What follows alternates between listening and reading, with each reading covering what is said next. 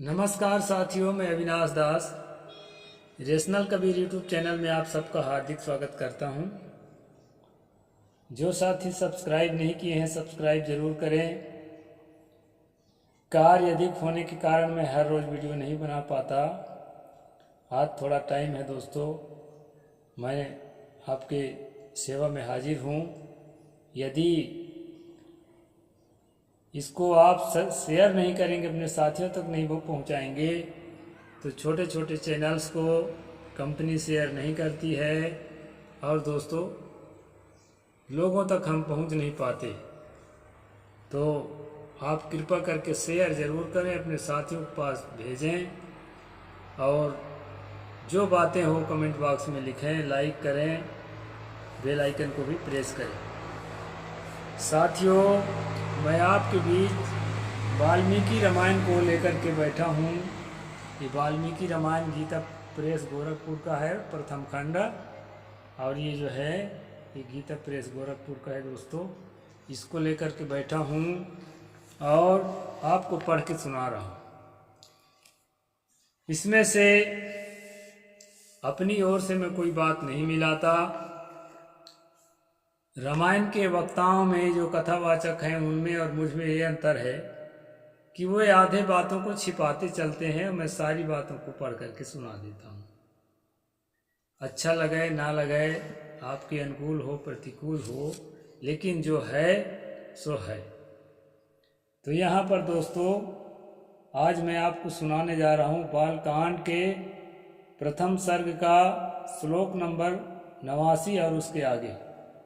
नंदीग्रामे जटा हित्वा भ्रातृभिः सहितो नघा रामः सीतामनुपाप्य राज्यं पुनर्वाप्तवान्।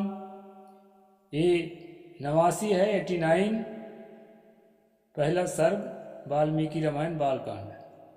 निष्पाप श्री रामचंद्र जी ने नंदीग्राम में अपनी जटा कटाकर भाइयों के साथ सीता को पाने अनंतर पुनः अपना राज प्राप्त किया।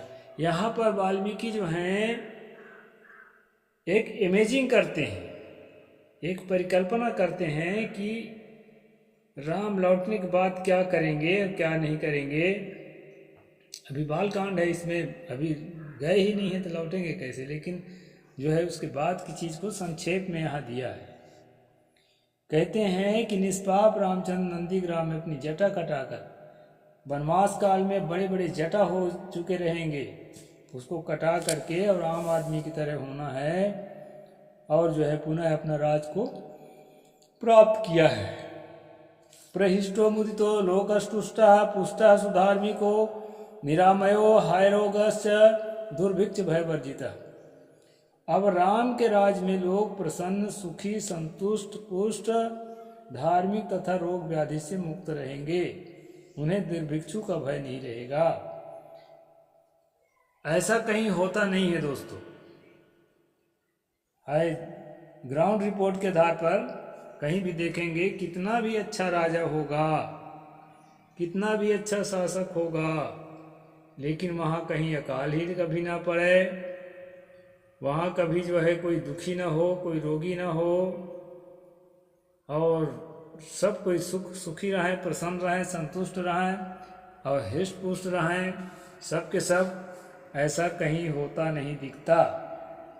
लेकिन यहाँ परिकल्पना बड़ी अच्छी है, अगर ऐसा हो तो क्या बात है। इसलिए यहाँ पर कहते हैं कि इस तरह से रहेंगे, वहाँ दुर्भिक्षु नहीं होगा, अकाल नहीं होगा, पानी बराबर बरसेगा, न ज़्यादा न कम नहीं राम के राज में। न पुत्र मरणम केचित द्रक्ष्यंसि पुरुषः क्वचिता नार्याश्चा विधवा नित्यम भविष्यति पतिव्रता। ये सब है 91 श्लोका नंबर।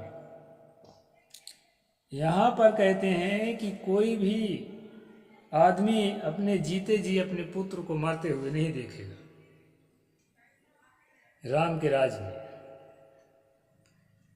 न पुत्र मरणम के चित दक्षंसी पुरुषा क्वचित। कोई भी पुरुष अपने जीते जी अपने बेटा को मरते हुए नहीं पाएगा राम के राज में। और कहते हैं स्त्रियां विधवा नहीं होगी और आगे क्या कहते हैं कि वे सदा पतिव्रता रहेगी। साथियों, पहले स्त्रियां जो है विधवा होती तो थी,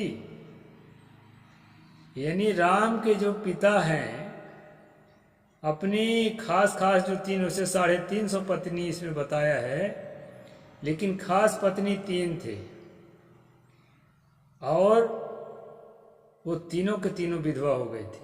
राम के पिता कहानी के अनुसार, इसी रामायण के अनुसार तीनों के तीनों विधवा हो गए थे, जबकि धर्मात्मा दशरथ राजा को भी बताया गया था। पापी राजा नहीं कहा गया है। तो साथियों, राजा चाहे कोई भी हो, लेकिन ये संभव नहीं है कि उस राज में कोई भी स्त्री विधवा ना हो। मौत है किसके पहली आ जाए, स्त्री के पहली आए तो पुरुष भी दूर हो जाएगा, और स्त्री के पहले आए तो स्त्री की मौत पहले आए तो पुरुष भी दूर हो जाएगा, और पुरुष की मौत पहले आए तो स्त्री विधवा हो जाएगी। ऐसा होता आया है सदा से, और ये प्रकृति की गति है दोस्तों। यहाँ पर एक अतिशयोक्ति है। यहाँ पर एक बात बताया है कि कोई अपने जीते जी पुत्र का मरण नहीं देखेगा। साथियों, यह जो है जो अभी उत्तर कांड में आने वाला है, शंभुक हत्या, राम द्वारा शंभुक हत्या, उसके तरफ संकेत है कि राम राज में पुत्र, पिता के रहते पुत्र नहीं मरना चाहिए। तो वो ब्राह्मण का पुत्र मर गया था पिता के रहते, इसलिए वो आंदोलन क्या कर रहा था, वो बिलख रहा था। और उसके बिलखना को देख करके फिर शंभुक नाम का जो कोई तेली तपस्या कर रहा था, जाकर के जंगल में राम उसकी हत्या करते हैं, तब जाके जो है वो पुत्र फिर से जिंदा हो जाता है। हो सकता है कोई विषैली दवाई, कोई नशीली दवाई खिला के उसको बेहोश कर दिए रहे हों, उसको मेडिकल जांच कराते तो पता चल जाता बच्चा मरा भी था कि जिंदा ही रहा। वैसे अगर मर जाता दोस्तों तो मरा हुआ कभी जिंदा नहीं होता, ऐसे प्रकृति में नियम है। अभी तक की जानकारी के आधार पर मैं कह रहा हूँ। तो यहाँ पर कहा है कि पुत्र जो है मरेगा नहीं, बाप के जीते जी। स्त्रियां कभी विधवा नहीं होगी। पहले स्त्रियां विधवा प्रायः इसलिए होती थी कि मैंने मनुस्मृति के माध्यम से आपको बताया है कि 8 साल से लेकर 12 साल के बीच निश्चित रूप से कन्याओं का विवाह कर दिया जाता था। और किस पुरुष से करते थे? वैदिक के नियमानुसार 25 साल के आसपास जो है ब्रह्मचर्यवास और अध्ययन मनन से वो पुरुष खाली होता था। वो 25 साल का और ये 10-11 साल 12 साल का, 9 साल से विवाह चालू कर दिया जाता था। और साथियों, दूसरी बात जो है, कोई किसी की स्त्री पहले मर गई है, वैसे उम्र से तो कम होती है लेकिन मर जाती है कभी कम उम्र में भी, तो ऐसा पुरुष बूढ़ा भी है तो भी वो 9 साल 8 साल की लड़की से विवाह कर सकता है, क्योंकि मनु के अनुसार जो है 8 से 12 साल तक अनिवार्य बताया है विवाह करने को। और इसी वाल्मीकि रामायण के अनुसार जो है 16 साल के राम का 6 साल के सीता के साथ विवाह करने का चित्रण भी है।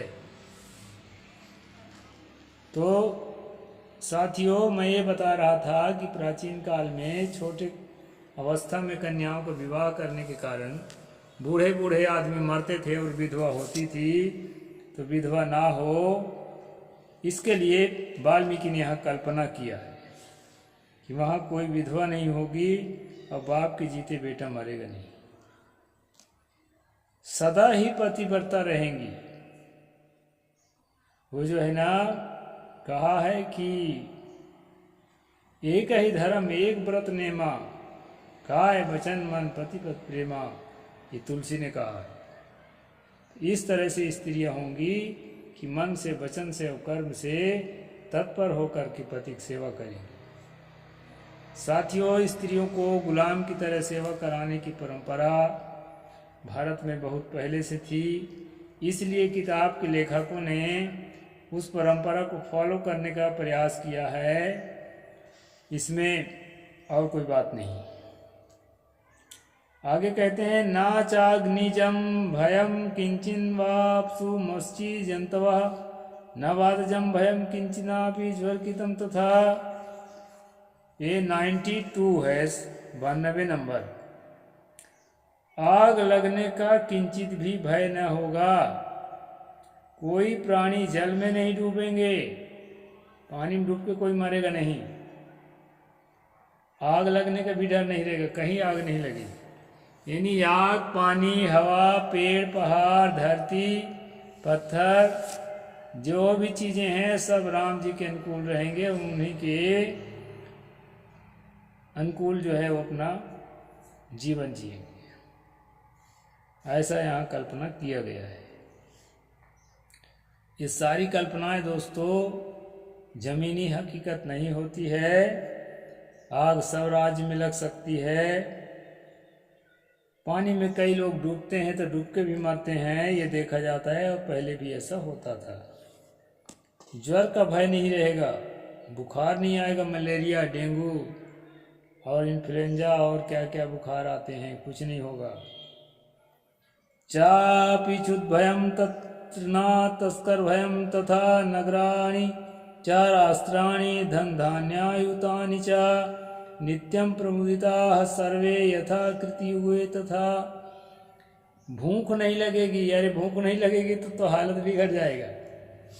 भूख लगना जरूरी है दोस्तों, अन्न का पचना जरूरी है, तभी शरीर सुचारू रूप से काम करेगा। यहाँ जो अब इसका कारण ये है कि भूखमरी बहुत रही होगी जिस काल में किताब लिखी जा रही थी, इसलिए भूखमरी से निवारण की इसमें कल्पना की गई है कि आग नहीं लगेगी और जो है कोई जल में डूबेगा नहीं। बात और जल, बात रोग नहीं होगा, न बुखार होगा, भूख नहीं लगेगी लोगों, तथा चोरी का डर भी जाता रहेगा, कोई चोरी नहीं करेगा।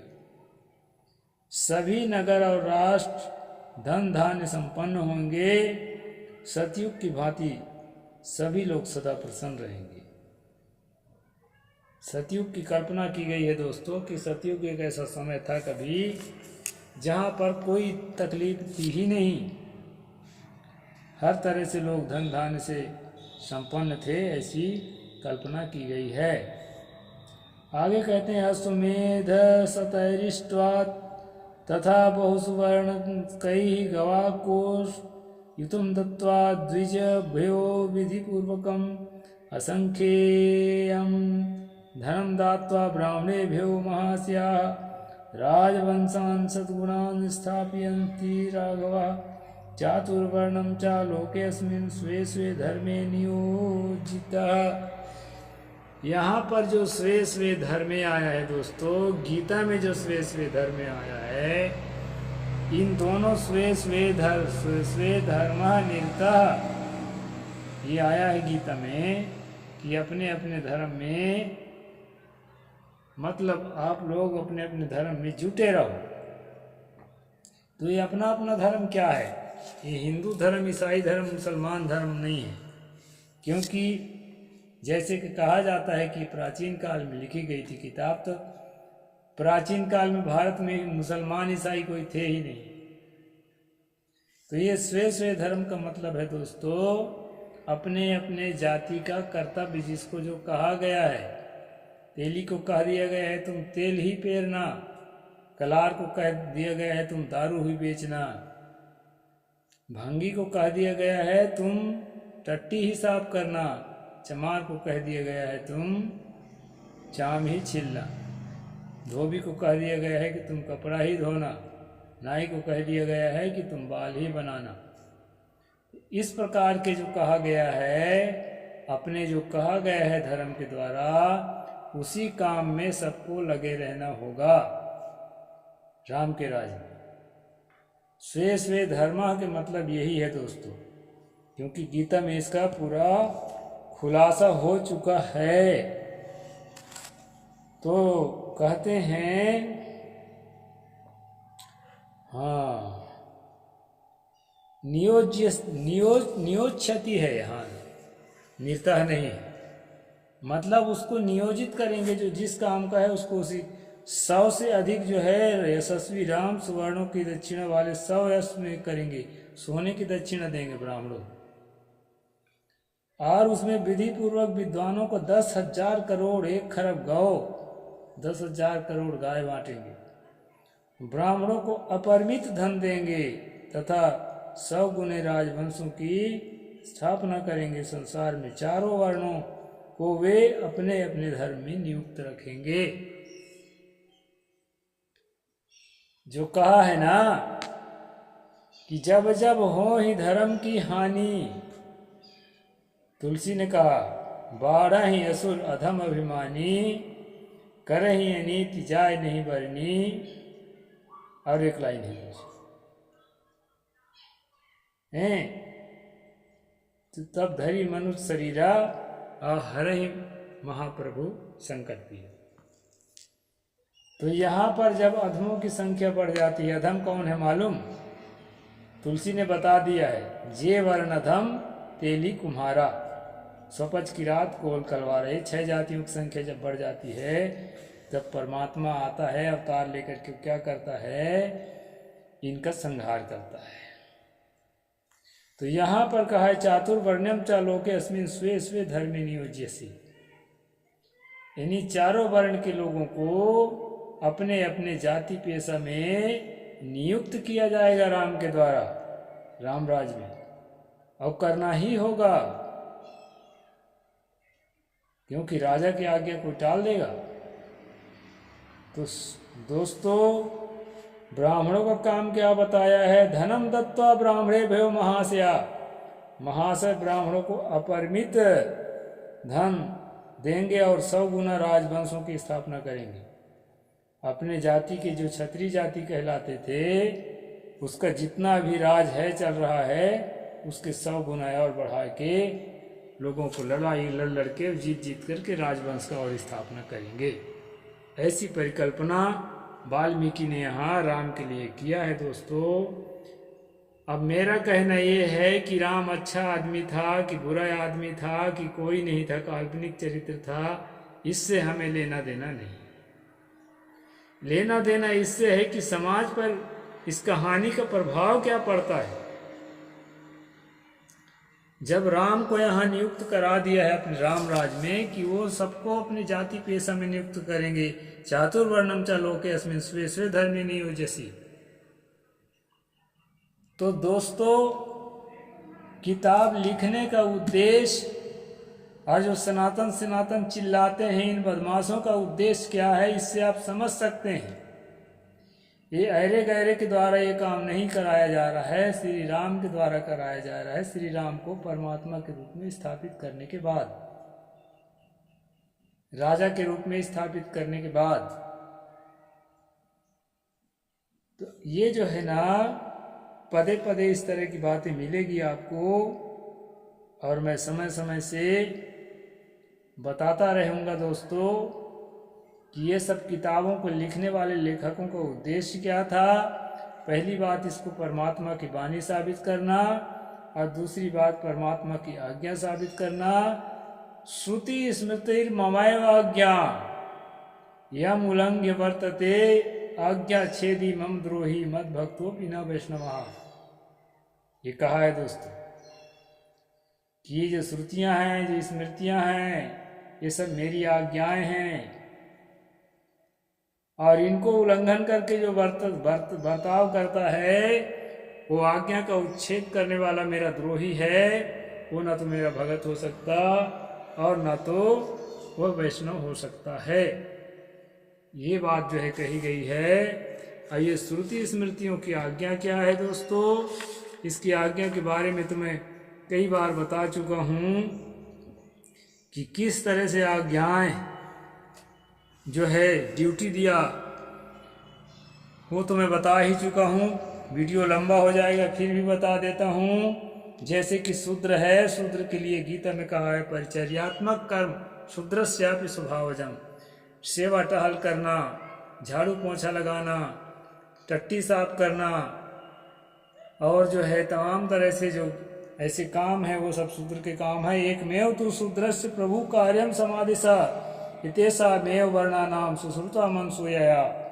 ये 91 नंबर श्लोक में पहला अध्याय में मनु ने कहा है कि शूद्र का काम है कि उपर्युक्त तीनों वर्णों का गुणानुवाद करे, यानी उनका गुणगान करे, और जो है जो काम बताया जाए वो काम करे।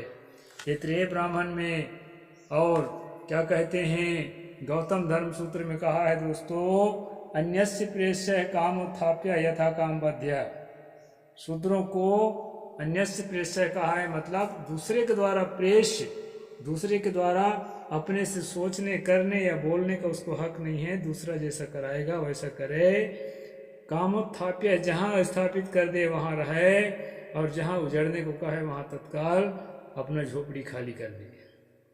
यथा काम बध्य, अगर नर बलि की जरूरत पड़ी तो जितने की आवश्यकता है उतने का वध भी उसका किया जा सकता है, उसकी हत्या भी की जा सकती है। तो इस प्रकार से दोस्तों जाति व्यवस्था और वर्ण व्यवस्था का घिनौना चरित्र है, और उस चरित्र को समाज में स्थापित करने की बात वाल्मीकि रामायण में राम के ऊपर थोपा गया है। अब इसको राम कोई थे कि नहीं थे ये मेरा सब्जेक्ट नहीं है, मैं पहले बता दिया हूँ।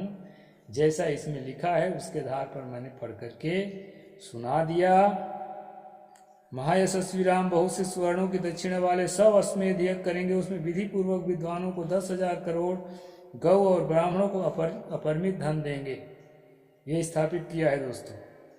और गौ और ब्राह्मणों को अपरिमित धन देंगे, 1 करोड़ गौ और सोना चांदी, और चारों वर्णों को अपने अपने धर्मों में नियुक्त रखेंगे। ये है राम का काम।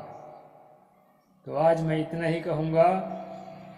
इनके अनुसार मैं नहीं जानता राम कौन थे कि नहीं थे। अब मैं यहीं पर बात को पूरा करता हूँ। साहिब बंदगी, जय जोहार, जय भीम, जय भारत, जय संविधान।